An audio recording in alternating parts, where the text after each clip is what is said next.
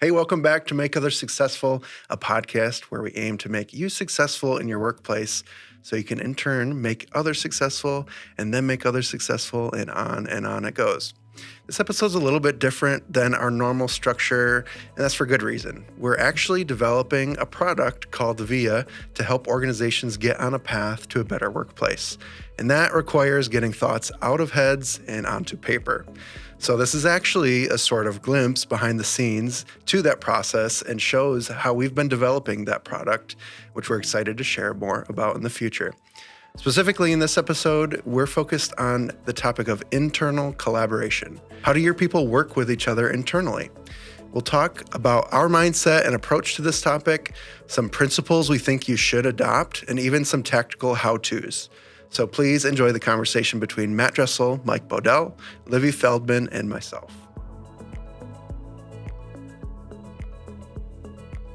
Let's start with mindset of internal collaboration and what that entails, like beginning, overarching, the complete umbrella of it. In relation to collaboration, a lot of what people need to be thinking about is being collaborative like you would be on a whiteboard. In the good old days, when you had paper or when you had disconnected services, the only time you could do that would be when you were in person. So when you actually showed up to a meeting and you actually put sticky notes up and did whiteboards and all of this fancy stuff. But that's not the way anymore, right? Number one, if you have people who are remote all the time, you're not going to have the ability to do that because they physically can't be in the same space. But then even if you are in the same space, honestly, whiteboards have their limitations, right? You can't necessarily do the same things that you can do in more digital formats. And so a lot of it has to do with leveraging the tools that you have and that are available to you to work collaboratively on documents or any other workspace. So what we're talking about here is like, for example, don't be sending emails with documents in them. Instead, send a link to where you have a document stored. And probably even before that, don't store your documents on your local file system or in your shared drive, right? Store it somewhere ideally a cloud service that everybody on your team can access, everybody in your organization can access, and allow people to edit that document directly. You said, don't send emails with documents in it, and I know that's common sense for you, but can you dive into it just a little bit for people who, that's all they know? Yeah, I mean, anybody who's doing that on a regular basis should understand the concept of, I sent you a document, you edited it, you sent it back to me. While you were editing it, some other person edited it and then sent me a new copy of that. And now I have to figure out what you both changed and merge it into one document. Yeah. That's bad, number one. Number two, that's only one scenario. Here's another scenario. I sent you the document, you sent it to somebody else. I modified the document, sent you the update of the document. You never sent it to the third person. The third person's working on a version of the document that's no longer valid anymore. Right. Right? All of these, and there's hundreds of more scenarios that cause problems, they're solved by saying, there is one document, this is where we work on this document, this is where you can read it, this is where you can edit it, this is the single source of truth for this document. Now, some people might say, well, I want to be able to edit a document before everybody in the organization can see my changes. Great. At most cases, create two versions.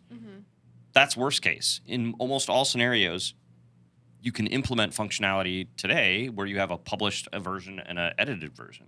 And so the edited version isn't available to everybody who can just read. It's only available to the people who can edit. And so you and your other collaborators can be working on a new version of this document. You can hit publish and you can publish the document. Not everybody in the organization can see this new version of the document. Yeah. So it can be really convenient to send documents and emails. But you should try to avoid it as much as you can, especially internally. Externally is a little bit of a different story. That's another area that we can talk about in the future. But internally, so if I'm sending it to just the other people in my company and my organization, there shouldn't be any real reason to send email in that way. You should always be doing something else. So I was gonna say the one thing that you mentioned that I really like that I wanted to highlight was the single source of truth, because that's one of the principles that we're going to talk about in a number of other of the topic areas for this new product. Yep. Yeah. So with having effective internal collaboration, how do you make sure that it's working for your employees and making sure that everyone's kind of on board with that, especially if they're coming from a place of multiple documents, multiple sources of truth, and kind of starting that new wave? What if people are particular and they are the gatekeeper of the document and they have the one source of truth?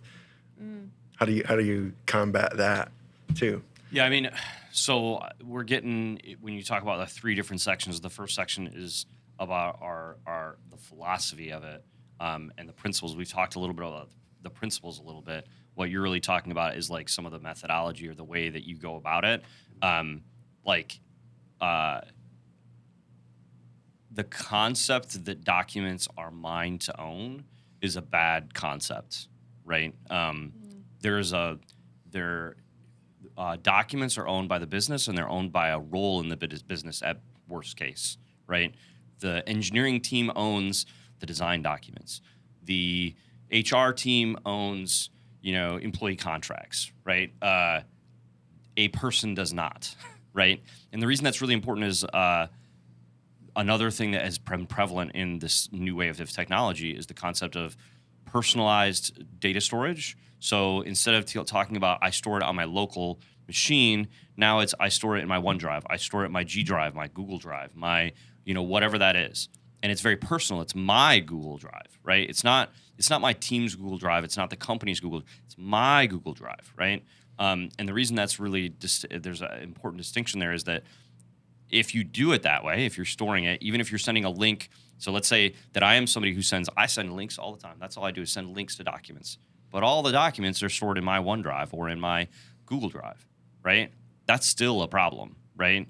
So to your point, it's a mindset shift. It's a shift in the way you think about these things from being, I own them, I'm the gatekeeper, to my team owns them, my role owns them, and this is where my role has its storage, right? My storage is located in the engineering portal or in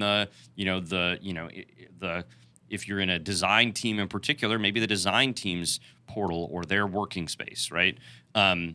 You need to it's a mindset shift to start with, and the way to get there is to start with someone, start with one person, right? When somebody sends an email and they say, hey, I want you to edit this document, and they attached it, put it where it should go, send an email back with, here's the link, just so everybody knows, you don't edit it in the document.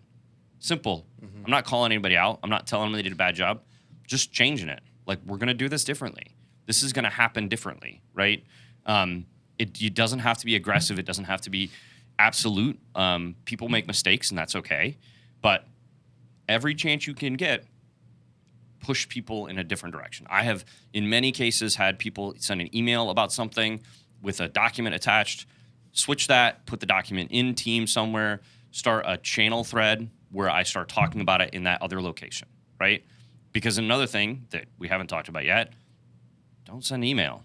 Like, internally, why are you emailing, right? There can be reasons. When you need something very formal, I'm communicating with somebody outside of my group. I'm not, that I may not know their comfort level with me or not know me. I need to include other people. I don't want to interrupt them in a meeting. Like, there's lots of reasons to maybe do that. But for most of your collaboration needs, hey, did you get my latest update on this thing? Use something that's more immediate. Use chat, use channels, use some other mechanism to have this conversation than email. Email is a really, really bad way to have communication that's on when you're collaborating on something. It's okay, not good, okay, for communication. I need to tell you something, you're going to receive it, maybe you'll tell me you got it, and that's it. If we're going to have a huge conversation about it, email's absolutely horrible. How many people have started an email, got halfway through it, and somebody responded to the email and changed the game on what you were just writing, and you just spent a half an hour writing your email, and now it's just gone? Me. Yeah, me too. Right? Like, that doesn't happen if I'm chatting and I say, hey, I'm looking at this, blah, blah, blah, blah, blah. Then you get a conversation, and so the other person says, "Hey, I'm looking at this too. Want to jump on a quick meeting?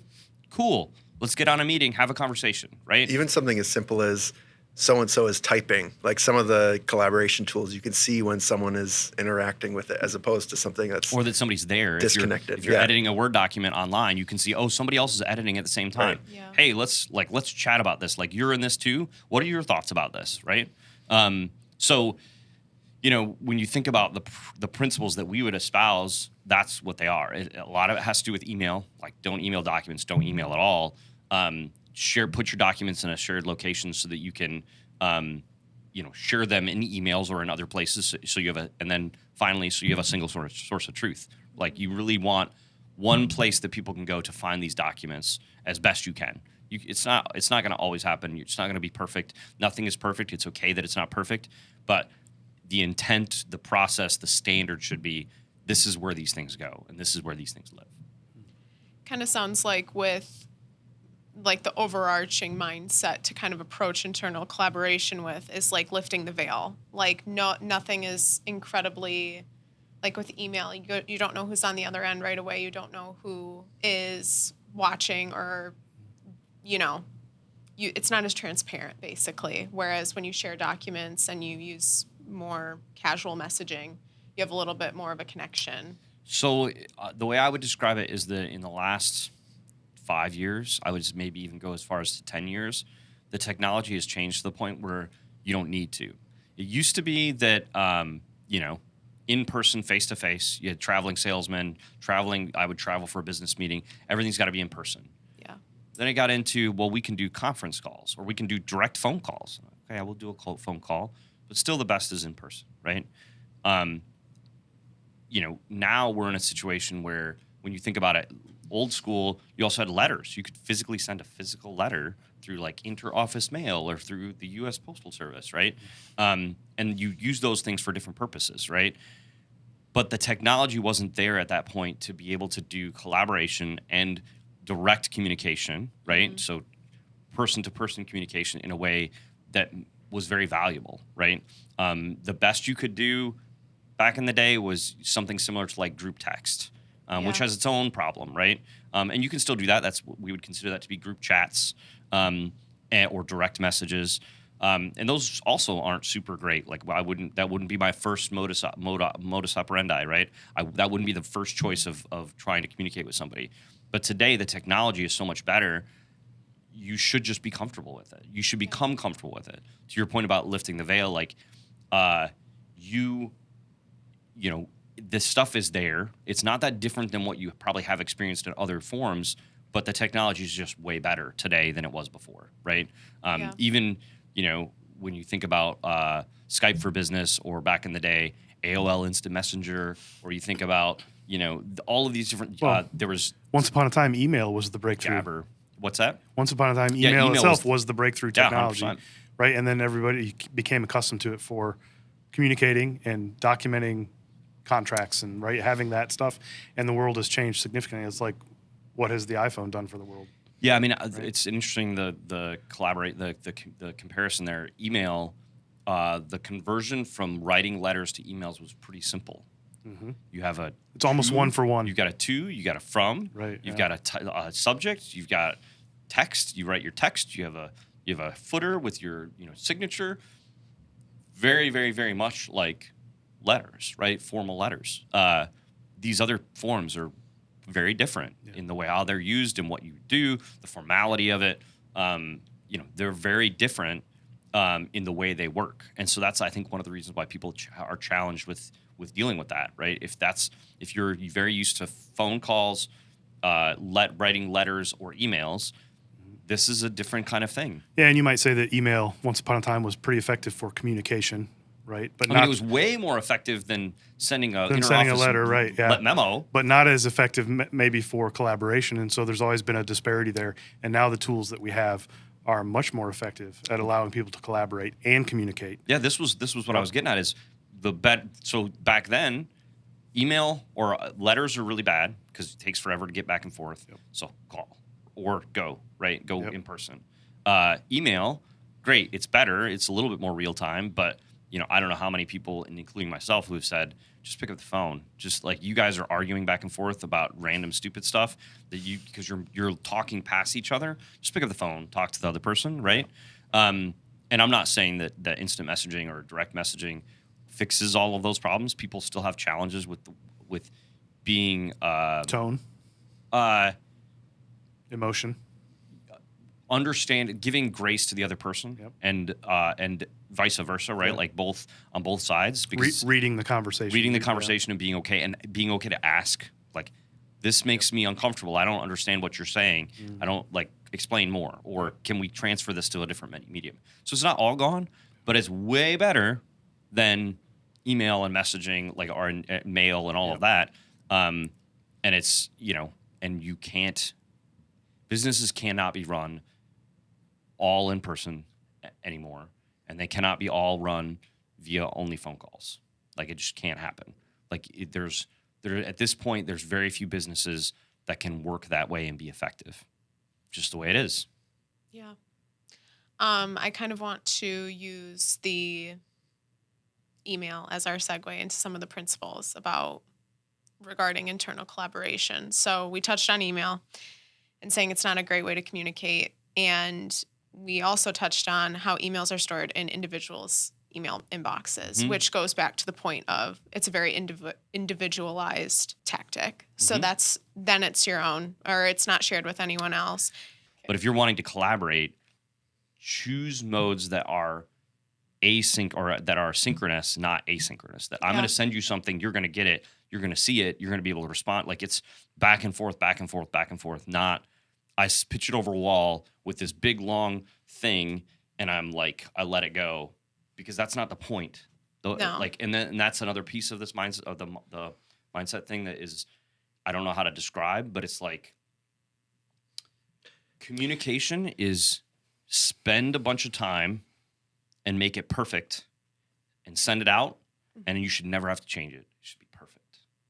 Collaboration, by its definition, is you and I are going to throw stuff on the wall, and we're going to talk back and forth, and it's going to be messy, and it's going to be, very, very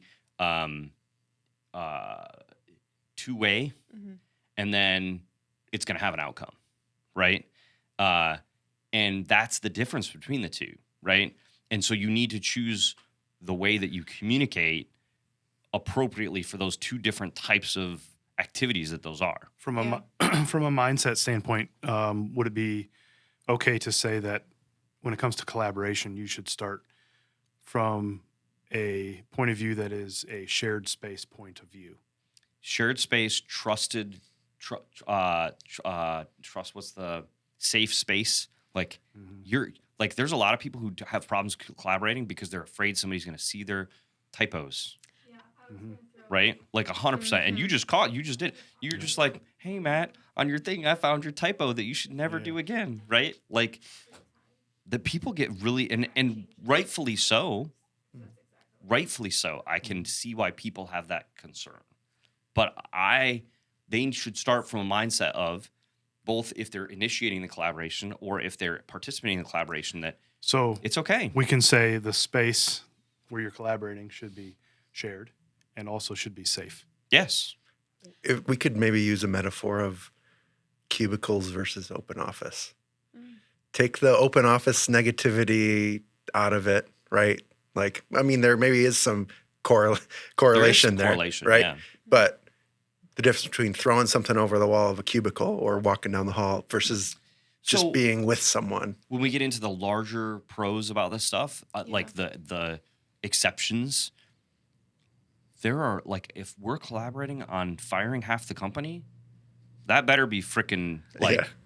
tight, right? Let's get in person, let's go somewhere, we're not going to have this just randomly popping up on a notification on somebody's screen that somebody can be behind them having, it's not going to be that way, right? Yeah. There are scenarios where it still makes sense to have that, but they're this much We'll have compared it in to the general channel. everything else, right?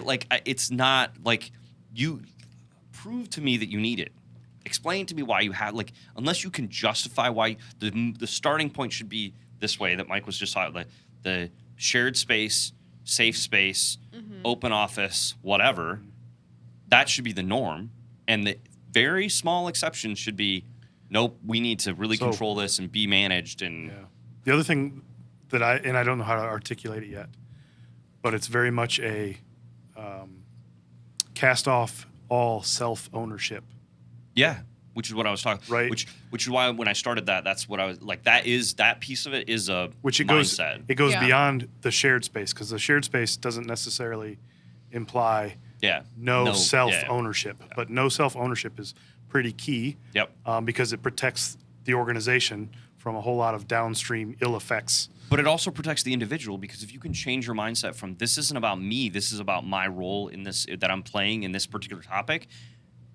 It just is what it is. Like, I'm playing my role. You're not attacking me. This is what my role is in this group. Like, and that's okay. And you have your role, and they might be at odds, Yeah, and that's okay.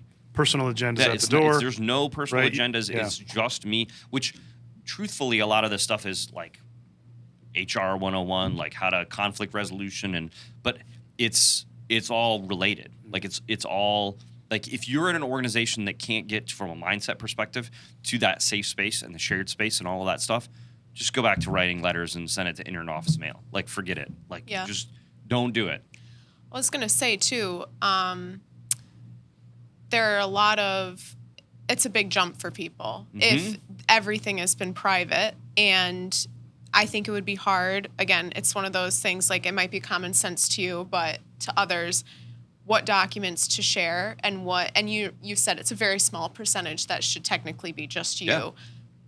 But how do you kind of start from, if you have everything by yourself, everything is yours, there's not a ton of collaboration, how do you go about from, let's start, but the percentages aren't going to be the same for people? Yeah. That's an interesting question. That might be a question for a new business owner, Yeah. right? Who's starting a brand new business. They're on their own. They're a sole proprietor. They've figured out they've got a great product, and now they need to hire people to help, right? So what does the process look like to move from, well, geez, I got all this stuff on my phone, or it's all on my laptop. Like, how do I integrate the rest of my team? A lot of it has to do with recognition about that there's a problem. It's like the 7 stages of grief or whatever, like a recovery. Like, first you need to recognize you have a problem, right? Yeah. If you have on your local laptop a bunch of documents that are also stored somewhere else, you have a problem. If the first thing you do when you go onto a SharePoint site or another site is download the documents so you can edit on your local machine, you have a problem. And once you recognize that, you should think about why. Like, what's your reason?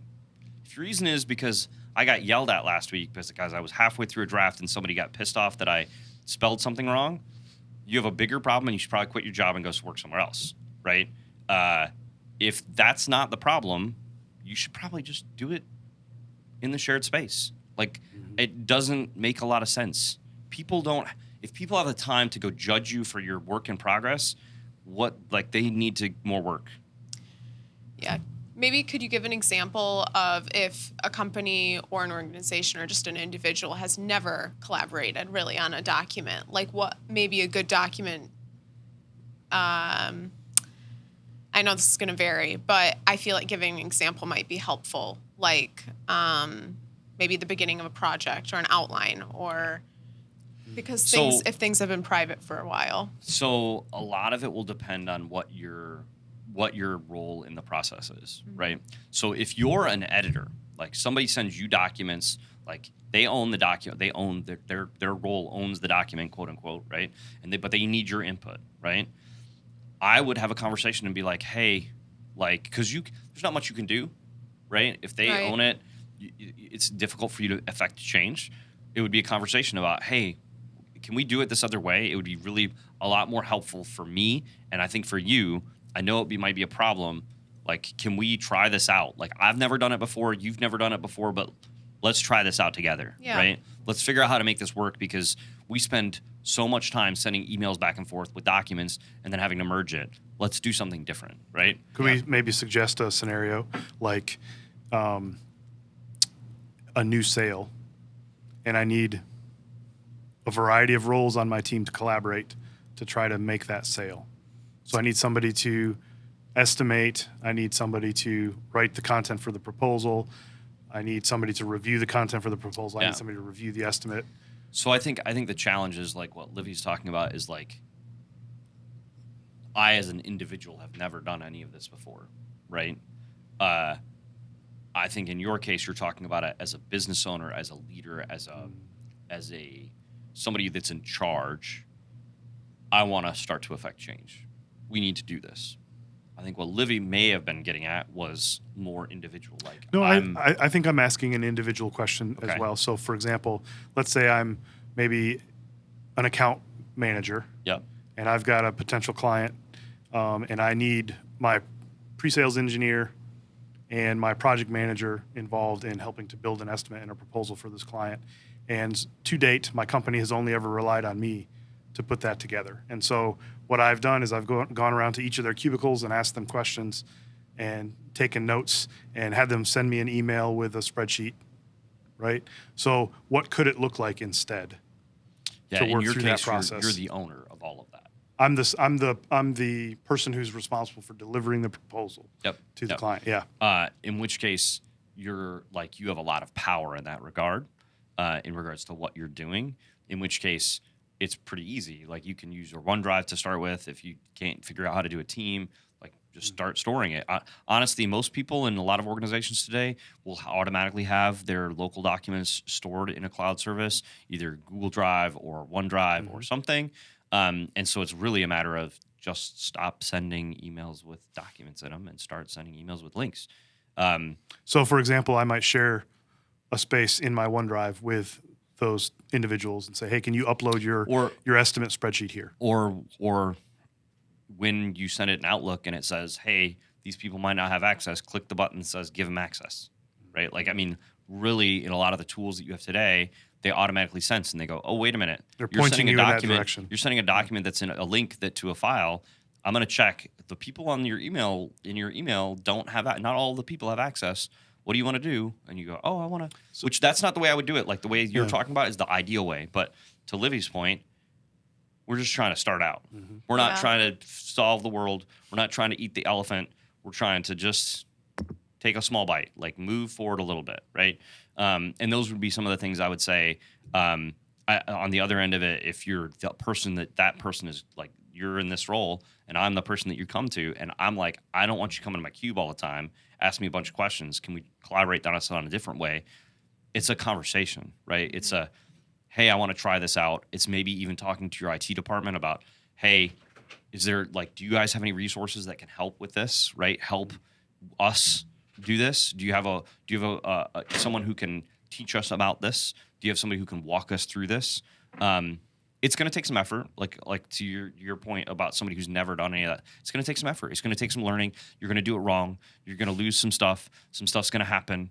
But which I know those things probably like scared some people when I just said that. But those documents aren't that important. It's not the end of the world.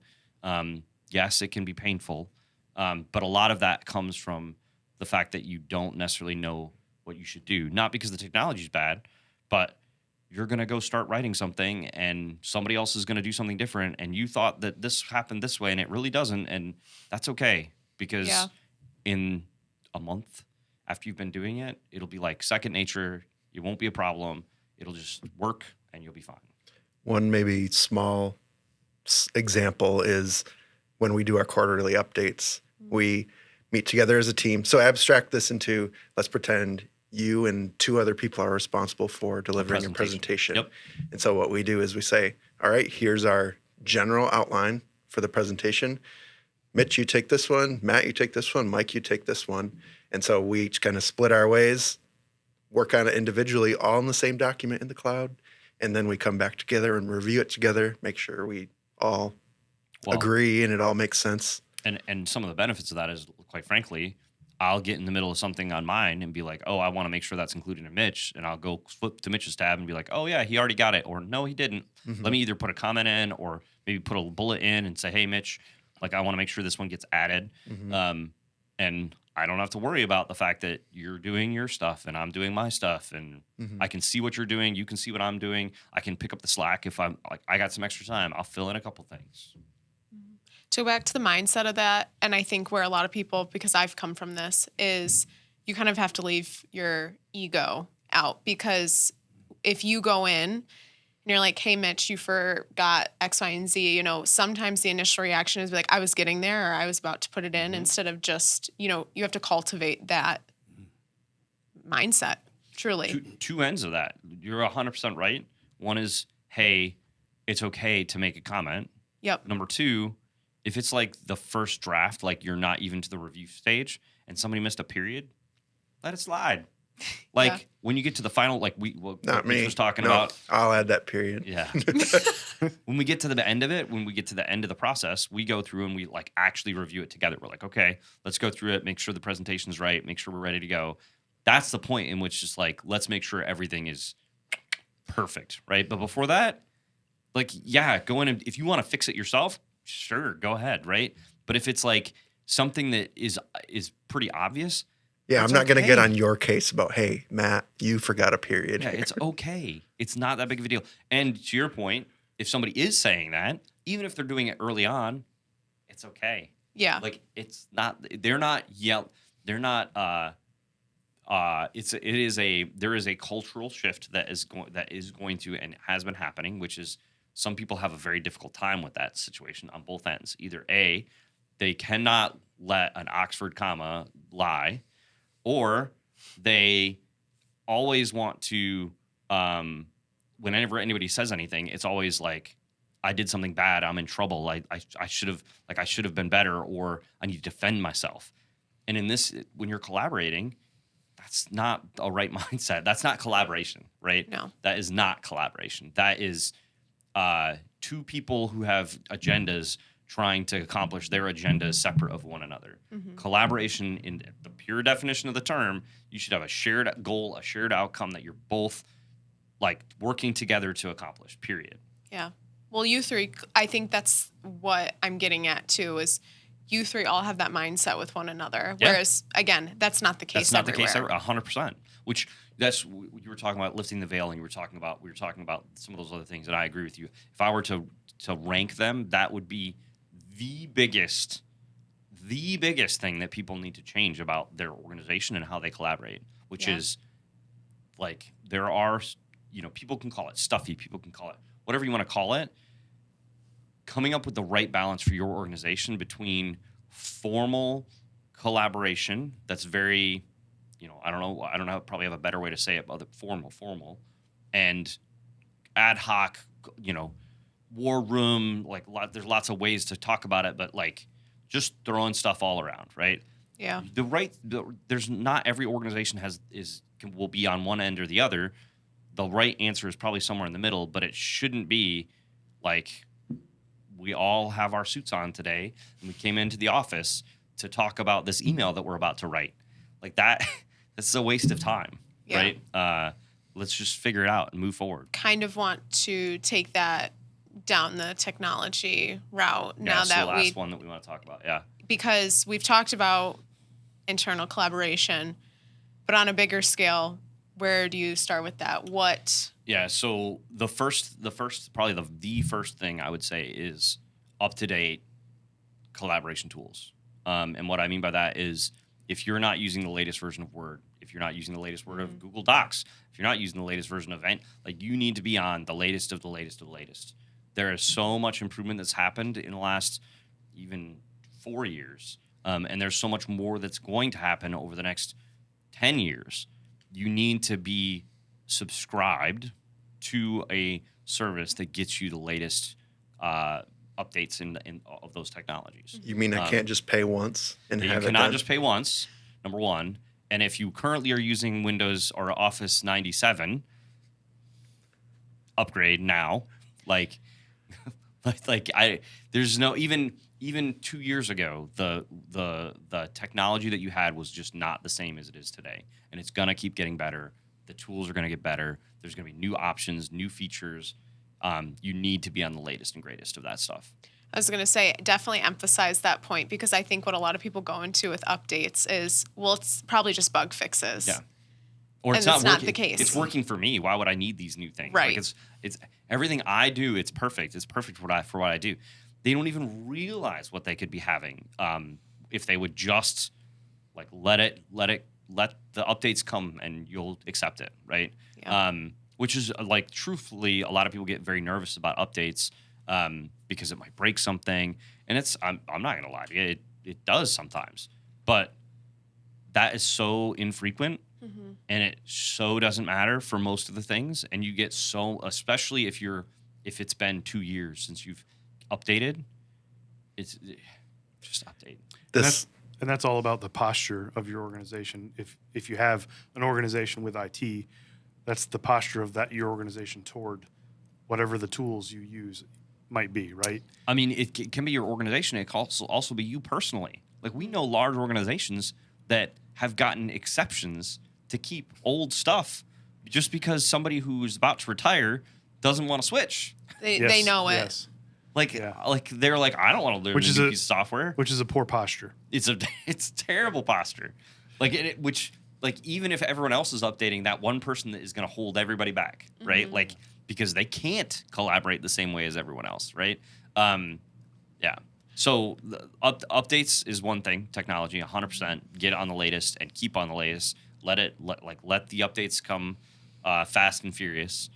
Yeah, you made an interesting point, because I think that's the problem for a lot of organizations is people who have been there for a long time kind of are making those update decisions. Well, it works for me. I don't want to learn. I don't want to learn it. Yeah. So that's a good point. I don't have a golden, a silver bullet for how to solve that problem. It's a real problem. It's a real problem for a lot of organizations. I don't know that I have a good like way to just fix that, other than to say, don't let that stop you, because especially if you're in a large organization, the detriment can be huge. Well, and the quicker you can get to it, the more damage you mitigate down the road. Yeah. Right. If it's really painful for 6 months to get that person to move, once they're done, it will get better. It'll promise. get better. Or if you're just getting started, right? Think of this first. Yeah. Right. Don't let it get bad. Don't let it get bad. Yep. Yeah. You skip one update, and all of a sudden, Right. 2 years later, you're a lot behind. You pay for it. Yeah. Yeah. The other thing that I would say is that there's a number of ancillary technologies that are exclusively focused on collaboration that you should be looking into. You've got Planner, you've got Whiteboard, you've got Whimsical, you've got Mural, you've got Monday.com, you've got there is a plethora of tools that are all meant for collaborating on specific things. The new thing from Loop, you've got Notion, you've got OneNote, you've got all these things are different tools with different mediums and different benefits and challenges for collaboration, right? All of these things are almost exclusively cloud-based. In almost every case, there's no desktop version of it. Everything's in the cloud, and they're all for note-taking or project planning or managing lists of data or managing tasks and priority. There's a ton of stuff out there that you should also become familiar with, right? Once you get on the basics of PowerPoints and Words and Excels and web pages through SharePoint, right? Great, you did that. Now what about everything else, right? What about when I really want hyper collaborative, whatever I'm trying to do, right? There are a bunch of other tools that you can look at and investigate that may be a good purpose for you. The one caveat, comment, note that I would make on that is businesses also have a large problem where you can end up fall into two categories of organization. One where IT is everything is only able to be done if it's done my way, and these are our standard processes and procedures and technologies, and that's it. And that's the only thing you can do. There's nothing else. And there's the other end, which is yeah, whatever you want. You as a person, you like this one, go do it. More power to you. There is a middle ground, right? On the one end, you stifle innovation. You stifle someone saying, I'm going to try this out and see if it works for me. Oh, it does? Let's use it everywhere, right? And on the other end, you aren't able to maintain everything because one project's using Planner, another project's using Monday.com, another one's using DevOps or using any of these other tools for managing their project, right? that's not good because now when this person needs to leave and go to work on a different project, it's completely different, right? So you need to have that middle ground. So yes, investigate all these tools, look at all these technologies, but keep an eye towards standardization because you also don't want to have to train everyone on every piece of technology. That would be an impossible task because there's a new one every week. Right. Yeah, that was going to be my comment is once you taste the like efficiencies of all this, you don't want to go too far. Mm-hmm. And then you're spread out and you're kind of back at square one, actually. Mm-hmm. Yeah, because just because you know how to use this one doesn't mean you know how to use that one. And now when you try to go over there and use that one with this other project, you don't know what to do and you're stuck. Right.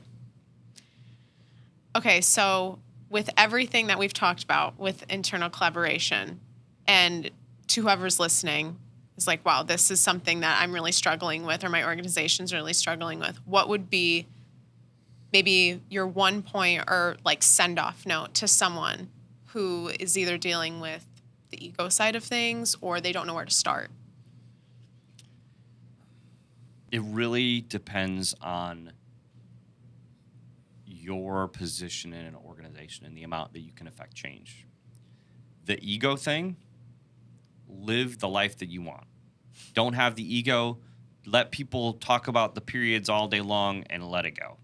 Because that's something you can control. And as long as your boss isn't going, you made us look stupid because you had an Oxford comma, like, it doesn't matter, right? Beyond that, have a conversation with your boss. Have a conversation with IT. Have a conversation with, because some of that stuff you're going to need to have some sort of backing on, right? Mm-hmm. You can do some in your organization, in your group, in your area. And I would always recommend, do what you can do and what you can control. But, get involved. Like a lot of organizations, if when we work with organizations, we talk about the champion model. We talk about a model for change, which we're going to talk about a little bit later.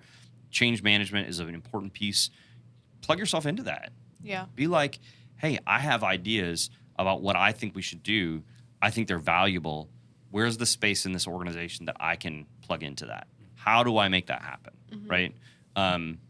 Which is why all of this is all interconnected, right? In this conversation, we've talked about 2 or 3 different areas that are all kind of interconnected. And it's because they're all interconnected. We covered a lot. We covered some mindset, some approach, some principles, some technology, how to get started.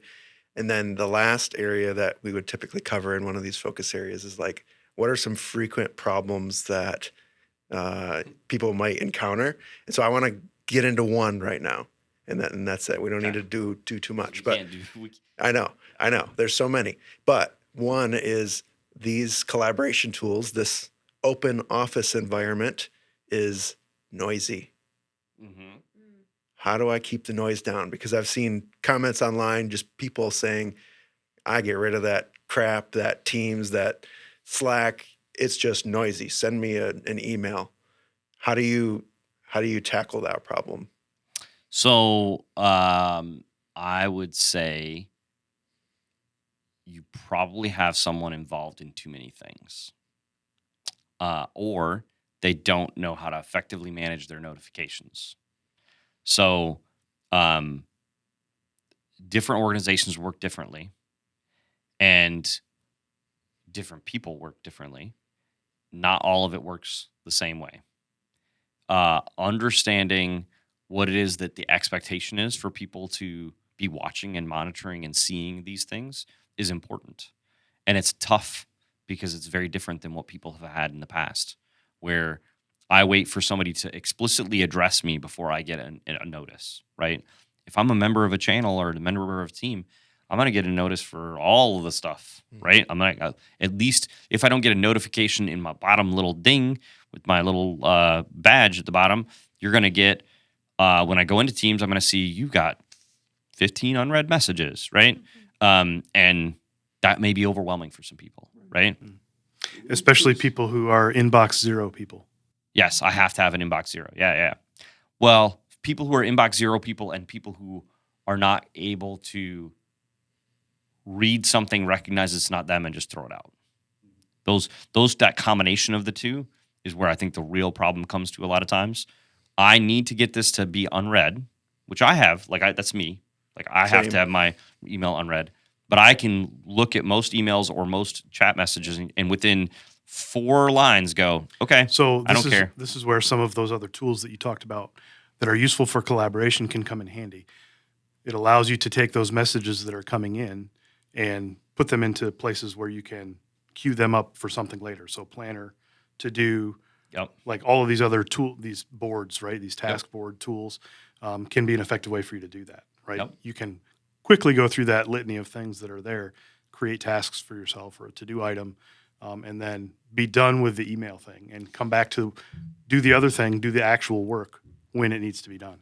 So an interesting scenario would be like managers who are members of teams because they're managers of the people that are in the team. Why? Why do you need that? Oversight, of course. Yeah. Like I don't Control. understand it, right? Like if they're going to contribute, that's great. But if they're going to join the team and they're going to complain about seeing all the messages, why are they there? Like I don't get it, right? Like I don't understand it, right? Because the reality is that team needs to be effective at what they're doing. To be effective at what they're doing, they need to be able to communicate, and to be able to communicate effectively, that's what they need. So yeah, I mean it's a challenge, and it sparked, to your point, like there's a lot of different reasons you could have that issue depending on the scenario for the person. But like I said, a lot of it likely has to do with, they're in too many teams. They only need to get the outcome of this thing. Why are they an actual member of the team? And or notification changes. So yes, I want to be a part of the team because I want to be able to look at it every once in a while. Great. Mute the entire team. I've had good luck with projects that I'm maybe on. I might contribute at some point. It's just a matter of kind of my position or my skill set on that project. But day to day, I do not do anything. And so I mute it and I check it every couple of days and say, anything relevant to me come in. Yeah. If I'm not tagged in anything, that's a good sign for me. So I usually just ignore. And then also I would add, I am the guy who will go through the long list of channels and archive things when they're old.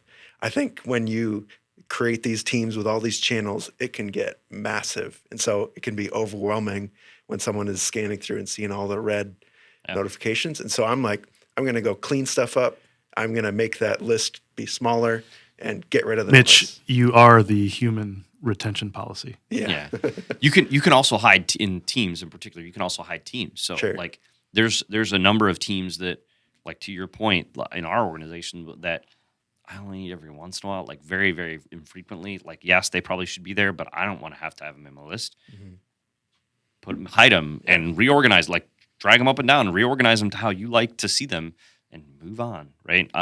So a lot of that I think is there's definitely a use, like not using and training issue.